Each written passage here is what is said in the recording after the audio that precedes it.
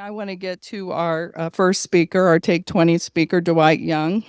He's co-founder and executive director of BLOC Ministries. He holds a doctorate of ministry and practical ministries from the Emmanuel School of Religion and a Master of Divinity in Education from Southern Baptist Theological Seminary. He is board president of Idea Charter School in Price Hill and former president of Cheviot Westwood Kiwanis Club. Dwight has participated as a task force member as part of the City of Cincinnati's Childhood Poverty Initiative. He has also served on Kroger Company's Cincinnati-Dayton Division Task Force for Equitable Communities since 2022. Please welcome Dwight Young. Thank you so much. It's so good to be with you, and thanks for the invitation. I follow you guys a lot and live in Price Hill, so I don't make it up this way very much. But I'm going to share some things. I'm going to encapsulate this a little bit. Over on the table to my right is a booklet that will explain pretty much all the stuff that our ministry does. And then there's also our latest newsletter that kind of focuses on certain pieces of the ministry if you want to go grab those tonight before you leave. So thanks again for having me. It is truly an honor, and I have Katie Metz with me back there, so if you need to ask questions later, she can help with that. She's smarter than I am. But this was we're starting our 28th year of ministry in Price Hill. I've been in ministry a little bit over 40 years with my wife. After Bible college was over with, we got on our way. We started this ministry in 1998. So I'm going to kind of, you can read for yourself, believe me, I'm not going to read for you, but a couple of highlights about this neighborhood of Price Hill, which I'm sure you've heard about, living in Cincinnati. A couple of things that just to add to this on the screen tonight.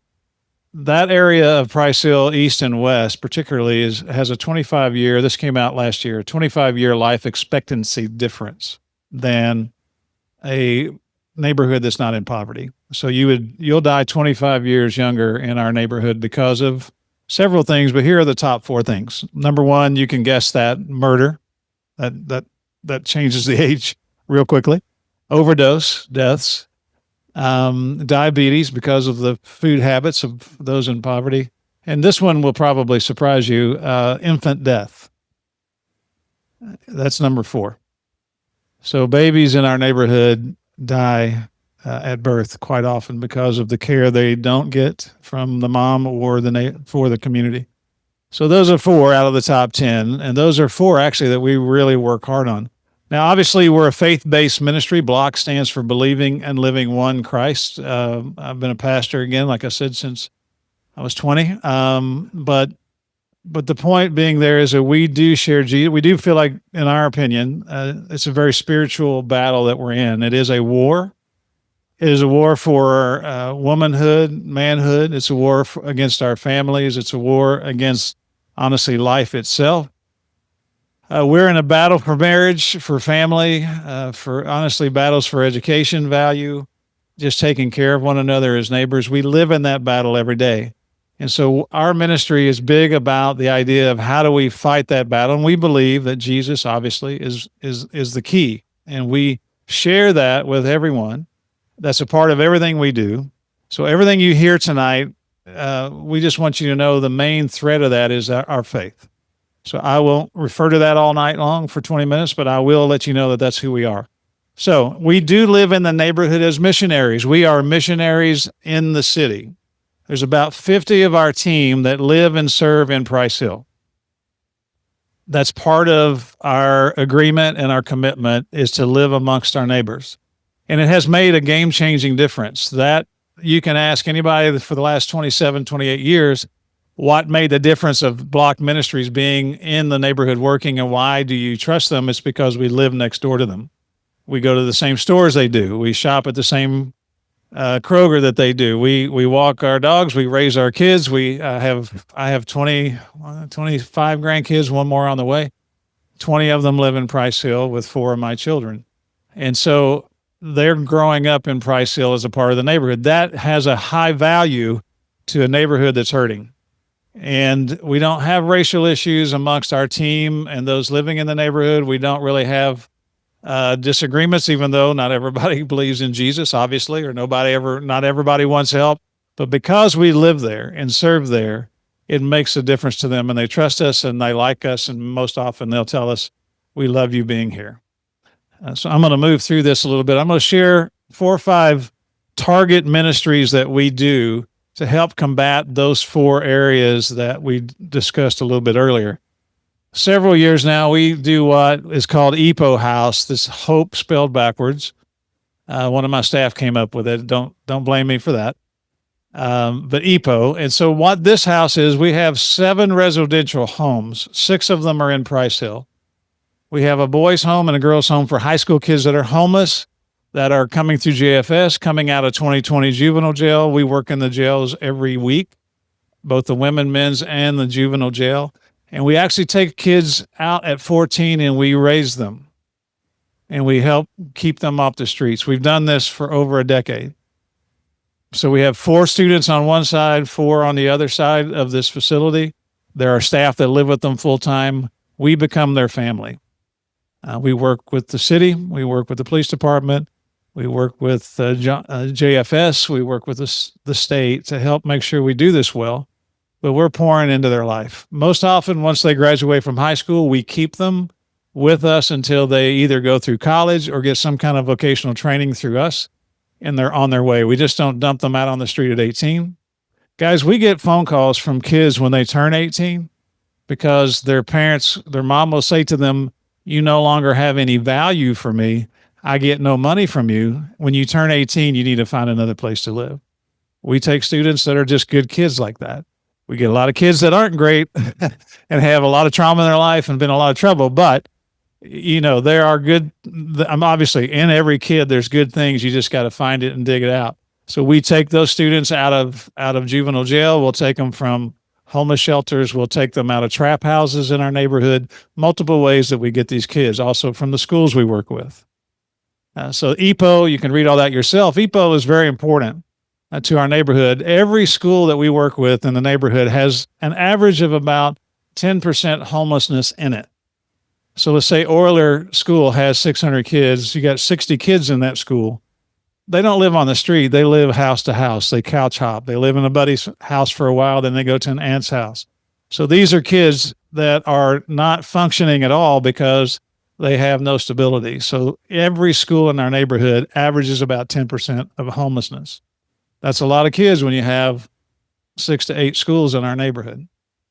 You can do the math. So we are, in our neighborhood, the only area that you can take students to have housing. Another way that we combat some of the things that are happening in our neighborhood of poverty is that we actually do a lot of job training. Over the years, we've tried to work with Cincy Works or multiple areas, CityLink. The problem in a poverty neighborhood is they don't want to leave it and go somewhere else. They don't feel safe, even though their neighborhood's not safe. So for years, we tried to say, hey, we'll pick you up. We'll take you to these places. We'll get you job training. Didn't work. So finally, we realized we're going to have to start this ourselves. So we have 2 culinary teaching kitchens, and they are very similar and they are very full. We do high school students that are not going to graduate out of Cincinnati Public. We work with 4 different high schools now. We have about 150 kids a year in the school year that we actually do 12 weeks of culinary training. They learn how to prepare food, all the safety rules. They actually get a certification through us. 95%, and I promise you, I check this all the time with my staff, 95% of our students get job placement. So they're working for Walmart, they're working for Kroger, they're working for a restaurant, they're working for coffee shops. What we are trying to do now is follow them for a year to make sure they stay in those jobs. If you can get a job tomorrow, but if you can't keep it, that's a problem. So our goal is, how do we help you keep those jobs? Those kids also get credit recovery because they're doing job training. They actually walk the stage and graduate.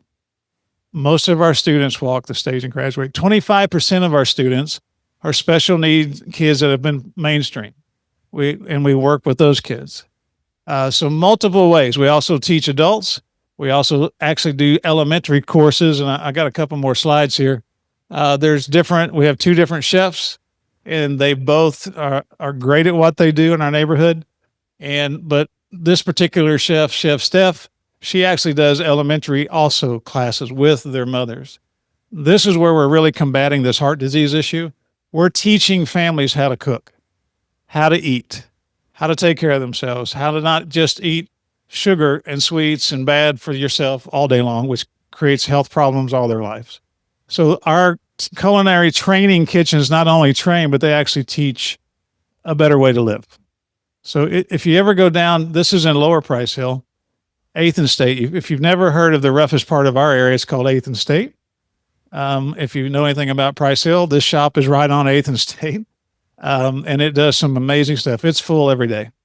Matter of fact, if our firemen came in there, they'd probably shut me down. We have too many kids in there, but it's just amazing what she does with these kids. Another thing that we've developed and we understand in a neighborhood like ours is that there are no jobs that people can walk to and make a living. We have a place called Nehemiah. Have you heard of Nehemiah? Dan Meyer is a good partner of ours. He hires a lot of second chance people with us. Kroger does. Tri-State Windows. A lot of our neighborhood companies help us do that. But we don't have enough high-paying jobs to where somebody can get a job and sustain themselves. So on the backside of Lower Price Hill on Burn Street, this is right on Highway 50, which is on the river. BLOC has had about 30,000 square feet that the city gave us about 10 years ago. And it was a mess. I mean, it had been broken into, I think they said 35 times. So there was nothing left. It was empty for 40 years. But we are just now finishing up. We have 3 companies that we partnered with. One is a Hispanic company that does co-op and trains people how to go to work, but they do solar and they do insulation. Great guys, smart people. They are in one of the buildings. We have another company that is it's sort of Amazon-like. It's called, it's a clothing distributorship. They've developed their own clothing lines. So they ship clothing online all day long. So they're hiring people in one of our buildings. They put their business in there. The third business is called Daycare Catering. They actually make meals for schools and daycares that don't have kitchens. They literally ship 5,000 meals every day to these schools and these daycares. And they loved our teaching kitchen. So we have 3 companies that have invested $5 million in that neighborhood of private money. We will, at the end of this year, have 70 new jobs in Lower Price Hill. And that's a big deal. That's a 6-block area. We'll have sustainable jobs that if you get that job, you'll be able to make it. And we will help you get that. They have all agreed to hire people, we bring them. So I have to make sure they're good and ready, but they want to hire our people. And that's a big deal. We're also working on housing, not affordable housing, not Section 8 housing. We're working on market rate housing that they can live in and own. That is valuable to them to get on their way. Make sense? Then we're working on education. If you've never been to Price Hill, most of our schools are failing. You heard the word IDEA Charter School. It's a school that we brought in 4 years ago through Accelerate Great Schools, which is a farmer foundation. And it is giving us hope. They bought the old Cincinnati Christian University property, and they have rebuilt that. And it's going to be it is a K through 12. And it's going to make a big difference because they are helping kids be prepared for college, vocational school. That is their goal. That is their purpose. So we're working hard to help them get that going. This is our 4th year, and we have waiting lists already in our neighborhood to go to that school. So I can ask questions about that later.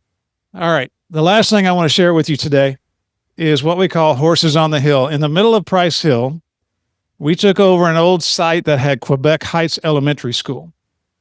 We do a lot of trauma care. 95% of the students, women, and young and men that we work with have had some kind of trauma in their life.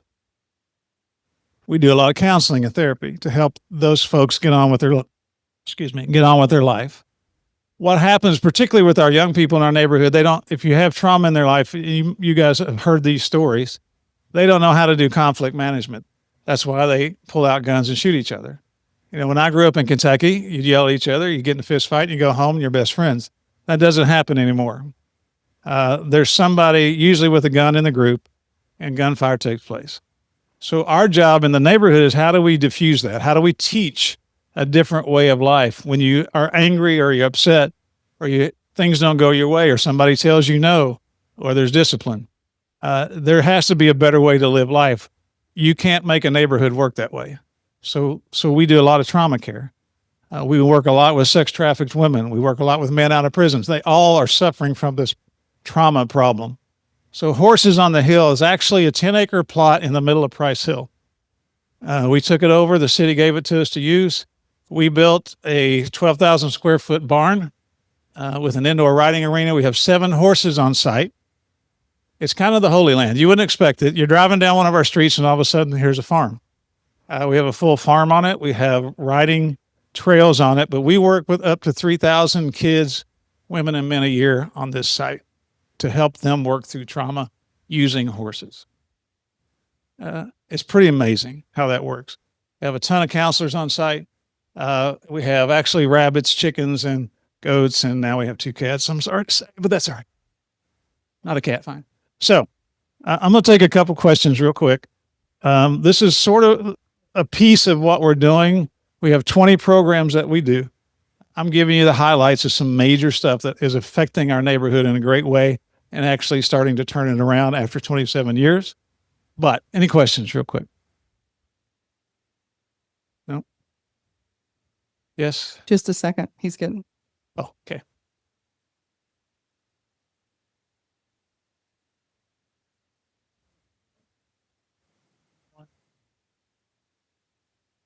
Well, everybody's expecting me to say money. So let's just say that. All right. It takes a lot of money to run what we do. So we're missionaries. We raise everything we do. We get money from some grants. We have about 25% grants. We get money from businesses in our area that love what we do. In other areas, we get money from individuals like yourselves, and we get funding from churches. We do take some government funding that's faith-based oriented. We don't take money that tells us what we have to do. We get some asset forfeiture money because we do so much with opioid stuff. So that's how we raise money. So money is a big issue. We have about 80 staff overall. We have 150 volunteers that are weekly volunteers to help run this stuff. So because we have so many things that are daily, we have street houses for women that they can come in during the day and get help. We have people work 2-hour shifts every day for that with our staff. We do a lot of training for that. The horses, you can imagine, we have volunteers every day, every morning, every night for the horses. You got to feed those guys. Yeah. You got to put them up. You got to take them out. You got to do a lot of work with them. So we have a ton of folks working with the horses. You can name it. We have 20 programs. So volunteer work is great. Some people come just for 2 hours a year, 2 hours a month, and give us one day. Some people donate clothing. Some people donate furniture to what we do. So it's a lot of different things, but obviously it takes a lot to keep the lights on. We own 50 different properties, folks, in Price Hill. We don't rent anything. That's for housing for staff or programs to reach out to the neighborhood. Originally, we wanted no buildings, but the Lord said, you shall have buildings. And so most of those have been donated, like the warehouses. Most of them were a mess. If you come to our coffee shop, it's right in the Incline District now that has become it's really the go-to place in East Price Hill, overlooks the city. We own an old building there from that sat empty for 30 years, all that kind of stuff. So we do that as a part of putting the neighborhood back together, but it does cost money just to do all this work. But that's a great question. Volunteers, all that kind of stuff is great. Anybody else, real quick? One more. Yes, ma'am. You gonna borrow mine? Okay. Do you have a relationship with certain medical services to address the needs of some of these kids and women? Yes, great question. Great question. We do. We work with Hamilton County Health Department and also the city. They come over, and one of our homes is a weightless anchor working with women just coming off the streets. We have clinics all through the week to help them get health care, particularly, again, working with the pregnancy issue. A lot of our street women, they don't honestly know they're pregnant till 3-4 months in. And then they have no medical care for the baby. They're on heroin. Their addictions are, if they stop immediately, it will kill the child. I mean, there's a lot of stuff going on there. So we do a lot of stuff to help with pregnancy, the babies. Women, HIV, guys, is rampant because of sharing needles. Half of our women that we work with in the neighborhood have HIV and don't even know it from sharing needles. So we do HIV testing. MRSA, you can name any skin-eating, flesh-eating diseases that come from drug use. A lot of women have that, but they have no clinical help. So we have clinics there that are free to them to use every week with partners that we bring in to help us do that. So great question. Guys, it's been an honor to be with you. I'm going to get out of your way. If you want some information, we're going to leave that with you. Blessings on your work here and what you do. Thank you.